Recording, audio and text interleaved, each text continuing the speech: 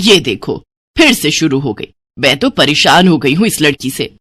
क्या हुआ माँ, क्यों इतना गुस्सा कर रही हो? गुस्सा न करूं तो क्या करूं? हाँ, कब से आवाज लगा रही हूँ, लेकिन इन मैडम को एक बार में सुनाई कहाँ देता है। ओहो माँ, आप ही देखो ना, मैंने कितना सुंदर डिजाइन बनाया, बस इसी में ध्यान लगा था मेरा, शायद इसीलिए आपकी आवाज सुनाई नहीं दी होगी। अच्छा बताओ क्या काम है, मैं ये बाद में पूरा कर लूंगी। कुछ काम नहीं, खाने की थाली कब से लगा कर रखी है, अब महारानी को फुर्सत मिल गई हो तो चलकर खा लो। अच्छा खाना खाना है, अब आप शुरू करो, मैं बस 2 मिनट में आऊं। हाँ हाँ पता है तेरे 2 मिनट। इतना कहकर हिना की माँ सुमित्रा गुस्से में वहां से चली गई और फिर खाने की मेज पर। अरे क्या हो गया, इतने गुस्से में क्यों हो भाग्यवान?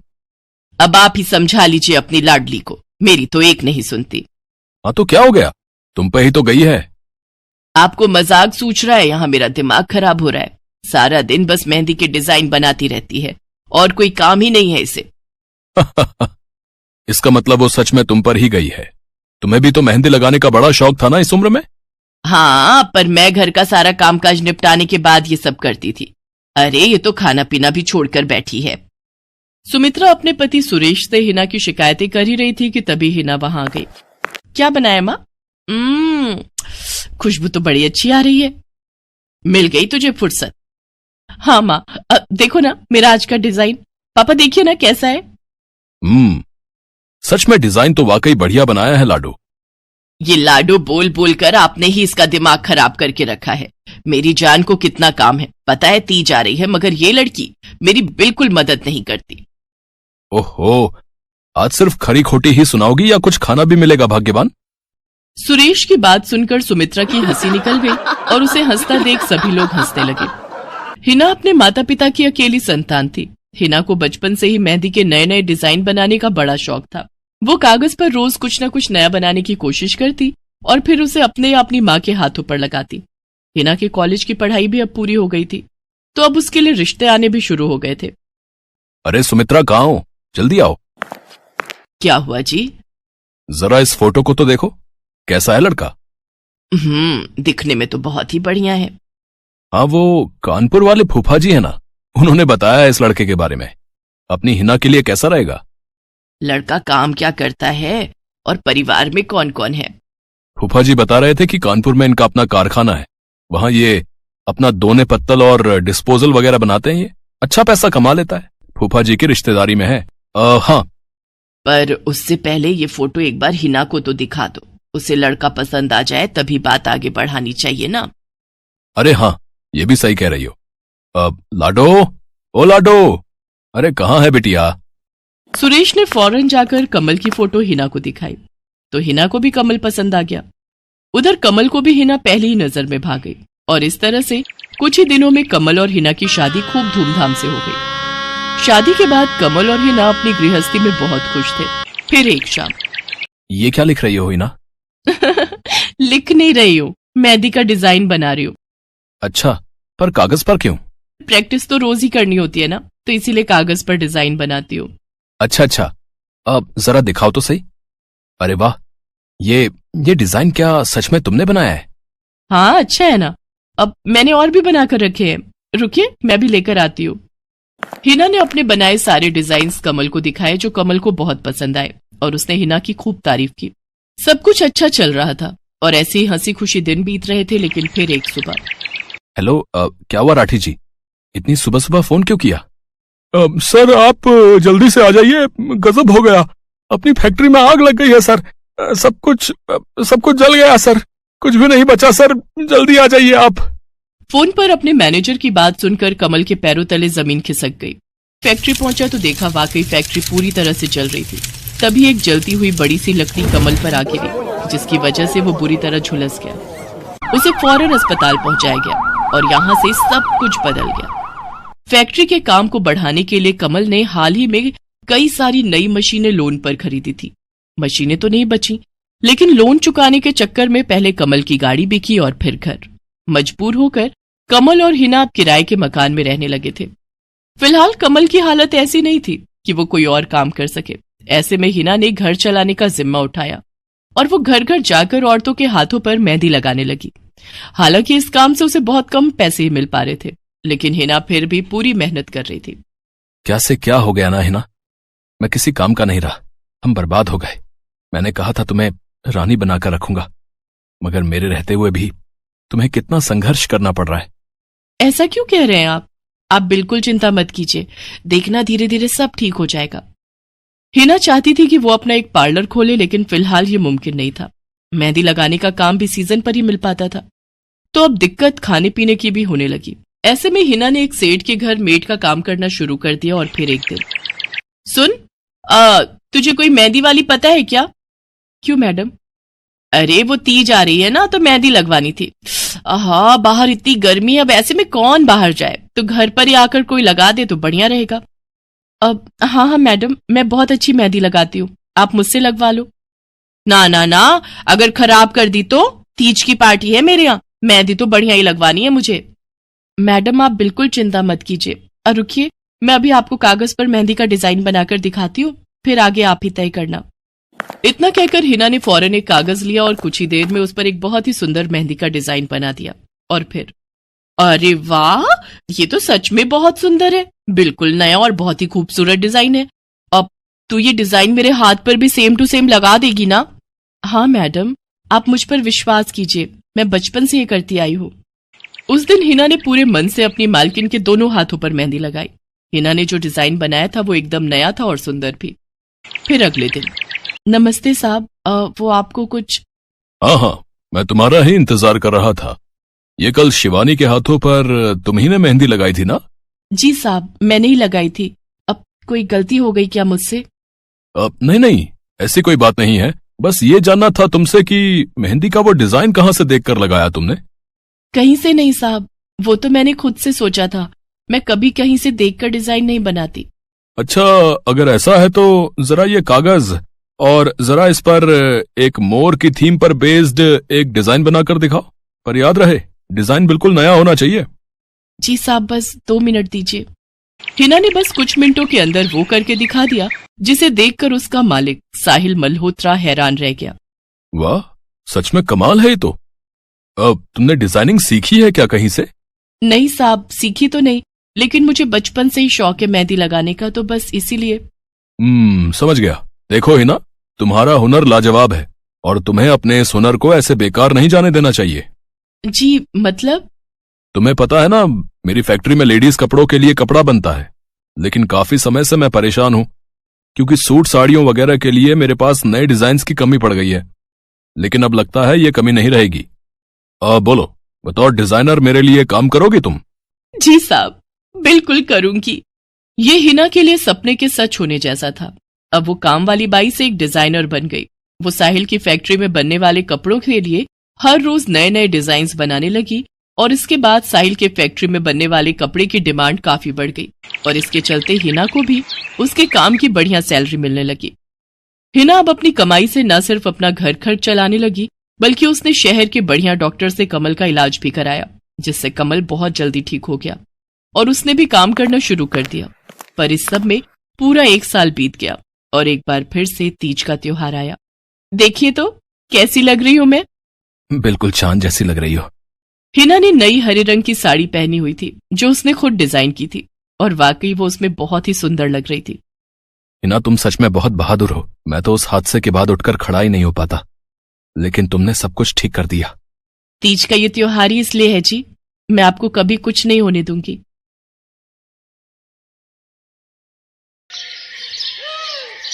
मीरा, ओ मीरा, चल तो जल्दी से आटा गूंथ दे, मैं फटाफट रोटियां सेक दूंगी। नहीं माँ, मैं नहीं गूंथ पाऊंगी, मैंने मेहंदी लगा ली है हाथ पर। क्या? सुबह सुबह तू फिर मेहंदी लगाकर बैठ गई? बड़ी मक्कार है सच में, काम में मदद ना करनी पड़े इसलिए जब देखो मेहंदी लगाकर बैठ जाती है।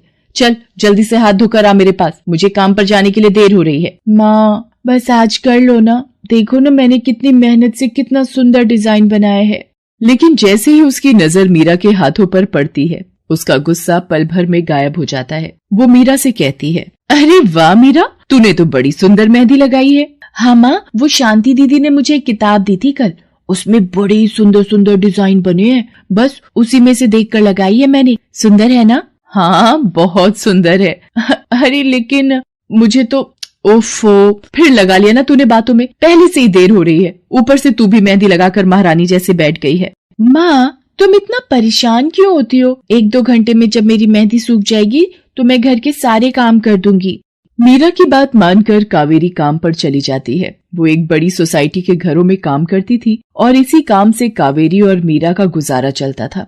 कावेरी के पति की कई साल पहले एक सड़क हादसे में मौत हो गई थी। तब से कावेरी पर ही सारी जिम्मेदारी थी। मीरा भी घर के कामों में उसका पूरा हाथ बटाती थी। मीरा को मेहंदी लगाना बहुत पसंद था। उसने अपने घर के पीछे मेहंदी के कई सारे पौधे लगा रखे थे, जिनका वो बहुत ख्याल रखती थी। वो अपने हाथों से मेहंदी के पत्तों को पीसकर अपने हाथों में लगाने के लिए तैयार करती थी। फिर एक दिन, मीरा, हमें इस जगह पर थोड़ी मोड़ी खेती कर लेनी चाहिए। ये मेहंदी के पौधों से कुछ कमाई थोड़े ही हो रही है, खेती कर लेंगे तो कुछ पैसे ही बन जाएंगे। नहीं माँ, मेरे मेहंदी के पौधों को हाथ भी मत लगाना। बाजार से मेहंदी खरीदने के तो पैसे हैं नहीं हमारे पास, अब इन्हें तो रहने दो। ये कहते हुए मीरा की आंखों में आंसू थे। कावेरी उसके सिर पर हाथ रखते हुए कहती है, मीरा, मैं जानती हूँ तुझे मेहंदी लगाना बहुत अच्छा लगता है, लेकिन बेटा अपनी हालत तो तुझे पता ही है ना, मैं कितनी मुश्किल से। माँ, सब समझती हूँ मैं, जाओ कर लो जो करना है। इतना कहकर मीरा रोते हुए वहाँ से चली जाती है। कावेरी को उसके लिए बुरा लग रहा था। वो मीरा की मेहंदी के पौधों को कुछ नहीं करती। ऐसे ही कई दिन गुजर जाते हैं। ज्यादा काम करने की वजह से कावेरी की तबीयत खराब रहने लगी। वो बहुत जल्दी जल्दी बीमार पड़ने लगी। तो मीरा ने उससे कहा, माँ, तुम रहने दो, तुम्हें बुखार है, रात भर सोई नहीं हो, मैं चली जाती हूँ काम पर। नहीं मीरा, तू कैसे? ना, नहीं, मैं ठीक हूँ, मैं जाती हूँ। कावेरी जैसे ही उठकर चलने की कोशिश करती है, अचानक उसे चक्कर आ जाता है। मीरा उसे सहारा देकर बिस्तर पर लिटा देती है और उससे कहती है, बस माँ, अब तुम आराम करोगी और काम पर अब से मैं जाऊंगी। कावेरी घर पर रहकर आराम तो कर रही थी, लेकिन वास्तव में उसे अच्छे इलाज की भी जरूरत थी, जिसके लिए पैसे थे नहीं। दूसरी तरफ अब हर रोज मीरा काम पर जाती और लौटकर घर के भी सारे काम उसे ही करने पड़ते थे। इस सब में उसे मेहंदी लगाने का बिल्कुल भी वक्त नहीं मिल पाता था। मीरा, कितने दिन हो गए तूने मेहंदी नहीं लगाई? हाँ माँ, बस मन नहीं कर रहा। अच्छा, मेहंदी लगाने का तेरा मन नहीं? मैं सब जानती हूँ। मैंने बिस्तर पकड़ लिया है और मेरी फूल सी बच्ची पर सारे काम पड़ गए हैं। अब बस बहुत हो गया आराम। मीरा, जा, तू जाकर मेहंदी लगा ले, आज मैं जाऊंगी काम पर। नहीं माँ, तुम कहीं नहीं जाओगी, मैं कर लूंगी सब। और मैं सच बोल रही हूँ, मैं बड़ी हो गई हूँ, ये मेहंदी वेहंदी का मुझे शौक नहीं। इतना कहकर मीरा काम पर जाने के लिए घर से निकल जाती है। कावेरी की आंखों में आंसू आ जाते हैं। मीरा सोसाइटी के कई घरों में काम करती थी। उन्हीं में से एक घर आरती का भी था। उसके घर पर तीज का त्योहार बड़े धूमधाम से मनाया जाता था। तीज की तैयारियों में मीरा भी मदद कर रही थी। इसी बीच, अरे ऐसे कैसे? मैंने सारे रिश्तेदारों को बुला लिया है, मेरी सारी फ्रेंड्स भी आने वाली हैं। मैं क्या कहूँगी उन्हें? फोन पर काफी देर बहस करने के बाद आरती फोन रख देती है। उन्हें उदास देखकर मीरा उससे पूछती है, क्या हुआ मैडम जी, आप कुछ परेशान लग रहे हो? हाँ मीरा, बड़ी मुसीबत हो गई। कल तीज का फंक्शन है, मैंने सबको मेहंदी लगवाने के लिए यहीं बुला लिया है और आखिरी मौके पर ये पार्लर वाली धोखा दे गई। कह रही है कल नहीं आ पाएगी। अब क्या होगा? इतनी जल्दी कौन तैयार होगा सबको मेहंदी लगाने के लिए? मैडम जी, वैसे मैं भी ठीक ठाक मेहंदी लगा लेती हूँ। अरे हाँ, कावेरी ने मुझे बताया तो था एक बार कि तुझे मेहंदी लगाने का बहुत शौक है। वैसे मुझे तो कोई परेशानी नहीं है, तू देख ले बेटा, बहुत सारे हाथ लगाने होंगे और मेहंदी बढ़िया लगनी चाहिए सबके। आप बिल्कुल चिंता मत करिए मैडम जी, मैं सब अच्छे से करूँगी। बहुत दिनों बाद मीरा के चेहरे पर खुशी थी। उसने घर पहुंचते ही मेहंदी के खूब सारे पत्ते तोड़कर पत्थर पर पीसना शुरू कर दिया। ये देखकर कावेरी ने मीरा से कहा, अरे मीरा, शाम हो गई है, अब मेहंदी मत लगा, मौसम भी ठंडा है बेटा। ये मेहंदी मैं अपने लिए नहीं पीस रही माँ, वो 5वें फ्लोर वाली मैडम जी है ना, कल उनके यहाँ लगानी है। अच्छा बेटा, पर ध्यान से बेटा, वो बड़े लोग हैं, कोई गलती ना हो जाए। माँ, तुम बिल्कुल चिंता मत करो, मेहंदी लगाने में मुझसे कभी कोई गलती हो ही नहीं सकती। मीरा खूब सारी मेहंदी तैयार करके अगले दिन आरती के घर पहुंच जाती है। वो अपनी मेहंदी को कोन में भरने लगती है कि तभी आरती की एक फ्रेंड आरती से, आरती, ये किसे बुला लिया तुमने? मैंने जिस पार्लर का नंबर दिया था तुम्हें, उससे बात नहीं हुई क्या? हुई तो थी, लेकिन उसने आखिरी वक्त पर मना कर दिया। तुम बिल्कुल चिंता मत करो, ये मीरा है, मेरी हाउसमेड है ना कावेरी, ये उसी की बेटी है, बहुत अच्छी मेहंदी लगाती है ये। ओफो आरती, तुम भी ना पार्लर की बात अलग होती है, उन लोगों का मटेरियल ब्रांडेड होता है, मेहंदी के रचने की गारंटी मिलती है वहां से। और इसकी मेहंदी तो मुझे कुछ समझ नहीं आ रही, इस पर तो कोई लेबल तक नहीं है, अगर कुछ गलत रिएक्शन हो गया हाथों पर तो। आप बिल्कुल चिंता मत कीजिए मैडम जी, ये मेहंदी मैंने खुद पीस कर तैयार की है। मेरे पास बहुत सारे मेहंदी के पौधे हैं, इसमें कुछ भी ऐसा नहीं है जो आपके हाथों को नुकसान दे। ना भाई ना, सॉरी आरती, बट मैं अपने हाथों को लेकर कोई रिस्क नहीं ले सकती। तुम सब लगवाओ, मैं तो पार्लर जाकर ही लगवाऊंगी। इतना कहकर आरती की दोस्त शालिनी वहां से चली जाती है। आरती मीरा को इशारा देकर काम शुरू करने को कहती है। अरे वाह, मानना पड़ेगा, इस बच्ची ने कमाल की मेहंदी लगाई है। मुझे तो नहीं लगता कि इस मेहंदी का वैसा रंग आएगा जैसा पार्लर वाली मेहंदी का आता है। अब बस भी करो शालिनी, मेहंदी कैसी रचेगी ये कल तक पता चल ही जाएगा ना। बच्ची है वो, उसे इस तरह डराओ तो मत। अरे मुझे क्या, मेरे हाथ कौन सा खराब होने वाले हैं, तुम ही लोग लगवाओ और तुम ही भुगतना। शालिनी गुस्से में वहां से चली जाती है। उसे पूरा यकीन था कि मीरा की मेहंदी रचेगी नहीं, साथ ही हाथों पर उसका गलत रिएक्शन भी हो सकता है, लेकिन जो हुआ वो इससे बिल्कुल अलग था। अगले दिन मीरा के घर पर। अरे मैडम जी, आप यहाँ? आपने तो आज काम पर आने के लिए मना किया था ना, मैं इसीलिए नहीं आई। हाँ, कल तुम कितना थक गई थी, इसीलिए मैंने आने को मना किया। मैं यहाँ तुम्हें काम पर बुलाने नहीं बल्कि किसी और काम से आई हूँ। अंदर नहीं बुलाओगी? अरे माफ कीजिएगा मैडम जी, आइए अंदर आइए। आरती को देखकर कावेरी भी बिस्तर से उठकर खड़ी हो जाती है। आरती के साथ उसकी दोस्त शालिनी भी थी। मीरा उन दोनों को पानी देते हुए कहती है, ये लीजिए मैडम जी, मेहंदी तो ठीक से रची ना मैडम जी? ये तुम्हें मैं नहीं, शालिनी बताएगी। फिर शालिनी अपने हाथ मीरा की तरफ बढ़ा देती है। उसके हाथों पर कई जगह छाले पड़े हुए थे। ये देखकर मीरा उससे कहती है, अरे ये क्या हुआ मैडम जी? मैंने तुमसे मेहंदी नहीं लगवाई, उल्टा तुम्हारा अपमान करती रही, उसी की सजा मिली है मुझे। मैंने सबसे महंगे वाले पार्लर में जाकर मेहंदी लगवाई। मैंने उनसे जोर देकर कहा कि मेहंदी का रंग बहुत बढ़िया आना चाहिए। इस चक्कर में उन्होंने पता नहीं क्या क्या मिला दिया मेहंदी में, और मेरे हाथों का ये हाल हो गया। और दूसरी तरफ तुम्हारी मेहंदी, जिसने भी लगवाई उसके हाथों की रंगत ही अलग है। देखो आरती के हाथ देखो जरा।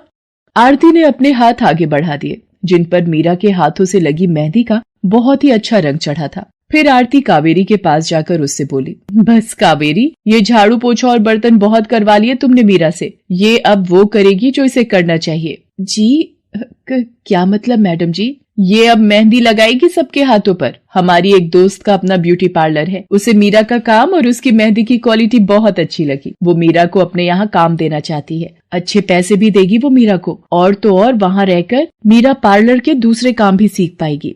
आरती की बात सुनकर कावेरी की आंखों में आंसू आ जाते हैं। वो हाथ जोड़कर आरती का शुक्रिया अदा करती है। मीरा भी बहुत खुश थी। अब न सिर्फ वो अपना मेहंदी लगाने का शौक पूरा कर सकती थी, बल्कि अच्छे पैसे